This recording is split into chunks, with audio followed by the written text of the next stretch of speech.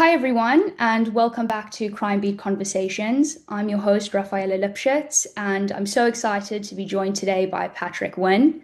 Patrick is a journalist based in Bangkok, focusing on the narcotics trade in Southeast Asia. Patrick is also the Southeast Asia correspondent for NPR's The World radio show. And in his latest book, Narcotopia, Patrick explored the Wa state in Myanmar, its history, and how it was able to maintain this degree of independence, which is partly due to the drug empire they were able to build. In his book, Patrick uncovers the CIA's role in building this empire. Thanks so much for joining me, Patrick. Glad to be here. Wa State has been able to, maintain a degree of stability since the coup. How do you see them approaching the conflict? Do you think the narcotics trade has had anything to do with the stability they've been able to keep in the region? Yes, if you're running a state, a I see it really as sort of a country within a country, WA state, which is, I mean, it's as large as Belgium, nearly as large as the Netherlands, quite a big place. If you're trying to sustain a state, then narcotics, the sales of narcotics, the proceeds of narcotics will help you to do that.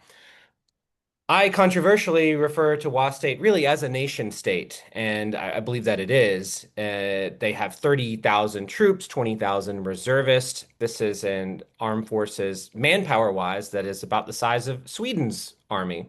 And so it's not cheap to do that. In fact, it's quite expensive. And they have a fairly sophisticated military. In fact, it's so formidable that no one wants to fight them. So to answer your question, why is it stable?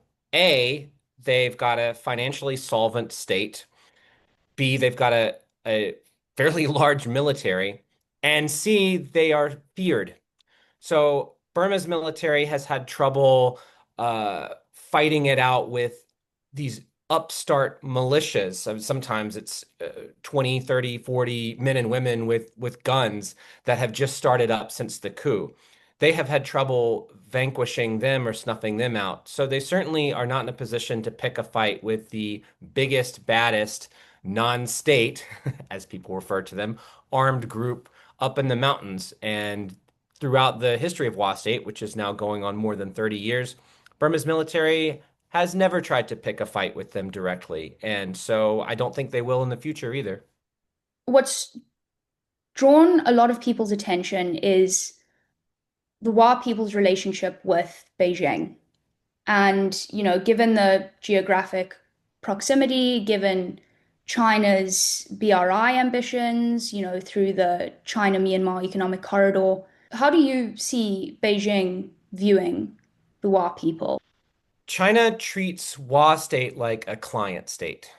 And what that means is if you go to Wa State, the roads, the telecommunications towers, some of the medical infrastructure, and even the weapons that are being held by the troops, it's all Chinese. So China props them up. It's not even really all that much of a secret. You can go online right now and see photos of senior diplomats appointed by Xi Jinping sitting next to the leader of Wa State, who is wanted by the DEA. This is a pretty open relationship. So why would China support the Wa in this way? Well, Myanmar in general is just a chaotic country and it's extremely chaotic right now. It's great for the Chinese to have a client state right on its border, controlling a really big part of that border that is reliable. Myanmar's military regime is anything but reliable. And there's just a historical antagonism and fear between Burma's military regime and China. With the Wa, there's fewer of them, and they all speak Chinese pretty much at this point, and they are completely reliant on China to get by for their economic vibrancy. And so that really behooves China to prop them up in a way that China has this funny, complex relationship with Myanmar's military regime that gets hot and cold and hot and cold, and with the Wa, it's really quite stable. How does this impact China's approach to counter narcotics, both in China and in the broader region? China has a fairly clever counter-narcotics strategy vis-a-vis the Wa. And because so much methamphetamine is produced in Wa state, and because that really props up the economy, China knows that the big bad cartel, as Americans would call it, on their back step, um, needs to be controlled. In other words, they don't want that methamphetamine flowing back into China.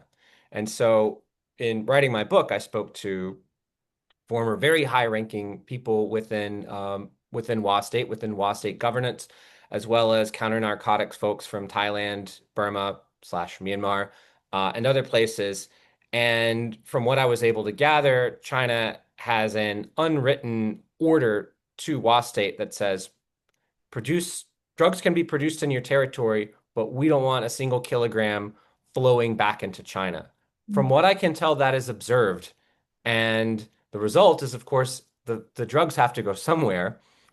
They primarily pour into other countries in Southeast Asia, namely mainland Southeast Asian countries such as Thailand, Laos, but also further afield to Australia. There's bits that go to Japan and South Korea as well.